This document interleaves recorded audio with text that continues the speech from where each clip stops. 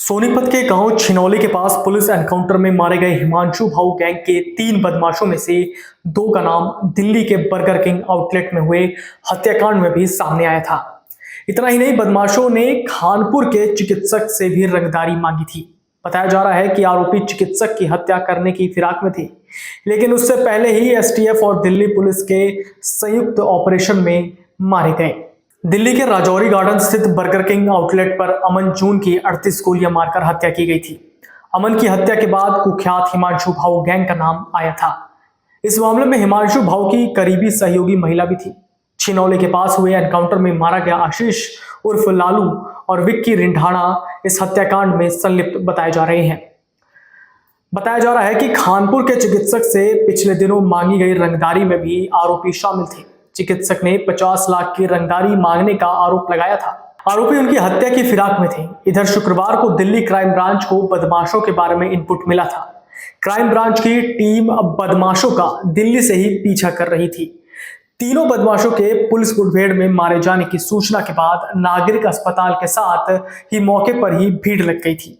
लोगों में बदमाशों की मौत की ही चर्चा थी। कई लोगों को कहते सुना गया कि पुलिस को अपराध रोकने को इस तरह के कदम उठाने होंगे। बदमाशों पर नकेल कसा जाना जरूरी है। DCP crime branch Delhi Amit Goyal ने कहा कि सोनीपत एसटीएफ और दिल्ली क्राइम ब्रांच की टीम के साथ 3 बदमाशों की मुठभेड़ हुई है। संयुक्त ऑपरेशन में बदमाशों की गोली लगने से हमारा जवान घायल हुआ है। 2 आरोपी दिल्ली बर्गर किंग आउटलेट में हुए हत्याकांड में शामिल थे। पुलिस मामले में हर पहलू पर जांच कर रही है। एसीपी सोनीपत संजय भाटिया ने एनकाउंटर को लेकर क्या कुछ कहा, सुनिए। बर्गर किंग की जो घटना जैसे पिछले महीने में हुई थी, आप सभी जानते हैं, एक आदमी की निर्मम तरीके से हत्या कर दी गई थी, गोलियों से भून दिया गया था। उसमें सीसीटीवी फुटेज भी सर्कुलेट हुआ था। इस घटना के बाद हमारी क्राइम ब्रांच की टीम भी इस इन्वेस्टिगेशन में लग गई थी और हम लोग काफी सक्रिय हो गए थे। हमारी एक टीम एनडीआर की, जिसको एसीपी उमेश बर्थवाल और डीसीपी अमित गोयल लीड कर रहे थे, इन दोनों ने जो है इस काम को अपनी टीम के साथ मिलकर काफी डेवलप किया, इंफॉर्मेशन डेवलप की और इस पे काफी वर्किंग की। कल एक सूचना मिली कि जो उस वारदात में शामिल थे, जो बर्गर किंग के बाद एक और हिसार में भी सिमिलर घटना हुई थी, उसके जो बदमाश हैं, जो उसके क्रिमिनल्स हैं, वो लोग सोनीपत से दिल्ली की तरफ आएंगे और एक सिमिलर घटना को अंजाम देंगे। तो ये सूचना सोनीपत एसटीएफ के साथ शेयर की गई। सोनीपत से आगे खरखोदा की तरफ हम लोगों ने एक गाड़ी, सेल्टोस गाड़ी थी जिसमें 3 लड़के सवार थे, उसको हमने इंटरसेप्ट किया। इंटरसेप्ट करने पर हमें चैलेंज किया उनको और वहां से जवाब फायरिंग शुरू हो गई। फायरिंग शुरू होने पर हमने जवाबी फायरिंग की। उनकी फायरिंग में हमारे स्टाफ के बुलेट प्रूफ जैकेट पे भी गोली लगी। 1-2 आदमी हमारे इंजर्ड भी हुए हैं। और जवाबी फायरिंग में हमने जब रिटेलिएट किया, डिफेंस में फायरिंग की, तो 3 लोग वहां ढेर हुए हैं, जिसमें एक आशीष है जो नॉन क्रिमिनल है, जिसपे बहुत सारे पुराने मुकदमे हैं। दूसरा विक्की है, विक्की भी बहुत सारे केसेस में वांटेड है। और तीसरा सनी है, सनी पे भी काफी मुकदमे हैं और केसेस में वांटेड चल रहा है। आगे की हम लोग कार्रवाई कर रहे हैं, इन्वेस्टिगेशन कर रहे हैं, गाड़ी किसकी है, ओनरशिप का पता कर रहे हैं। और वहां पर हमें इनके पास से वेपन्स मिले हैं, 5 वेपन्स मिले हैं और खाली खोल मिले हैं, जिंदा कारतूस मिले हैं। फिलहाल जो है आगे की कार्रवाई हम लोग अंजाम दे रहे हैं। इन्वेस्टिगेशन के हम जो है अदर दूसरे पहलुओं को भी देख रहे हैं। अभी जैसे आप जानते हैं कि सोशल मीडिया पे कुछ गैंग्स ने क्लेम किया है या एक गैंग ने क्लेम किया है, जब तक हमारे पास clear cut substantive digital evidences नहीं आ जाते और लिंकेजेस नहीं आ जाती कि एक स्पेसिफिक गैंग के साथ इनका ताल्लुक था या कोई एक गैंग इनको ओन करता था, तब तक इसका कहना मुश्किल है। ये 3 हैं, आशीष लालू, विक्की रिडाना, सनी गुजर। ये हमारा joint operation NDR crime branch और एसटीएफ सोनीपत के साथ हुआ है, जिसमें ये हमारी मुठभेड़ हुई है, जिसमें ये तीनों मार गिराए गए। सर, क्या इनाम भी रखा गया था कि दिल्ली पुलिस द्वारा इन पर?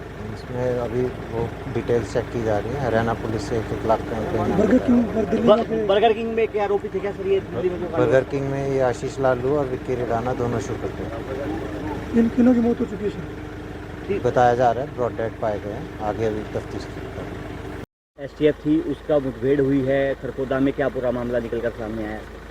हमारी हरियाणा एसटीएफ, सोनीपत एसटीएफ और दिल्ली क्राइम ब्रांच के साथ मुठभेड़ हुई है। विक्की रंडाना और एक खारिया, उनके दोनों के और एक और बंदा और था, तीनों के साथ मुठभेड़ हुई है। एक हमारा पुलिसकर्मी भी इंजर्ड हुआ है और तीनों अभी हॉस्पिटल में हैं। सर मौत बता रहे हैं, तीनों की मौत हो गई है, किस तरह? अभी तो डॉक्टर बता पाएगा इस बारे में, तो मौके पर तो हम नहीं बता सकते। सर इनको इनाम भी रखा गया था क्या? कितने मर्डर्स में ये फरार चल रहे थे? हाँ, ये काफ़ी मुकदमों में फरार चल रहे हैं। ये कम से कम इनके ऊपर 4-4, 5-5 मुकदमे हैं। सर ये भाऊ गैंग से ताल्लुकात रखते हैं? हाँ, यस। पहले भी इन्होंने 2-3 एक मर्डर किया था यहाँ पे, कई फायरिंग कर रखी हैं, तो काफ़ी वांटेड थे हमारे ये। सर भाऊ गैंग से ताल्लुकात है क्या तीनों के? अब इन्वेस्टिगेशन में पता लगेगा किस गैंग से है, कैसा है। सर 1 लाख के इनामी बदमाश थे कुछ। ये बताएंगे, इन्वेस्टिगेशन में बताएंगे। अभी तो जस्ट आपको लास्ट में बता देंगे जितना भी होगा। बता दें कि दिल्ली की टीम बदमाशों का पीछा कर रही थी और एसटीएफ सोनीपत की टीम ने छिनौली रोड पर नाका लगा रखा था। नाका पर पुलिस को देख तीनों ने 25 से 30 राउंड फायर किए, जिसमें पुलिस ने बचाव में फायरिंग की तो तीनों घायल हो गए। इसके बाद अस्पताल में उनकी मौत हो गई। जानकारी के अनुसार रात करीब 9 बजे एसटीएफ सोनीपत प्रभारी योगेंद्र दहिया की टीम गश्त कर रही थी। वहीं new Delhi range crime branch की एक टीम भी खरखौदा क्षेत्र में थी। इसी दौरान टीम को सूचना मिली कि भाऊ गैंग से जुड़े 3 बदमाश छिनौनी रोड से आने वाले हैं। पुलिस को उनके पास हथियार होने की सूचना मिली। इस पर दिल्ली की टीम ने उनका पीछा करना शुरू कर दिया। एसटीएफ को सूचना मिली तो टीम ने छिनौली रोड पर नाका लगा दिया। कुछ देर बाद सफेद रंग की कार पुलिस को आती दिखी। एसटीएफ की टीम ने उसे रोकने का प्रयास किया तो कार सवार बदमाशों ने भागने की कोशिश की। पुलिस ने रोकने की कोशिश की तो उन्होंने फायरिंग कर दी। फायरिंग के दौरान पुलिस मुठभेड़ में 3 आरोपी को गोली लगी, जिसके बाद उन्हें अस्पताल में दाखिल करवाया गया, जहां तीनों की मौत हो गई। अगर आप ये वीडियो YouTube पर देख रहे हैं तो हमारे चैनल को सब्सक्राइब करें और बेल आइकन को दबाना ना भूलें। अगर आप Facebook पर ये वीडियो देख रहे हैं तो हमारे पेज को लाइक करें।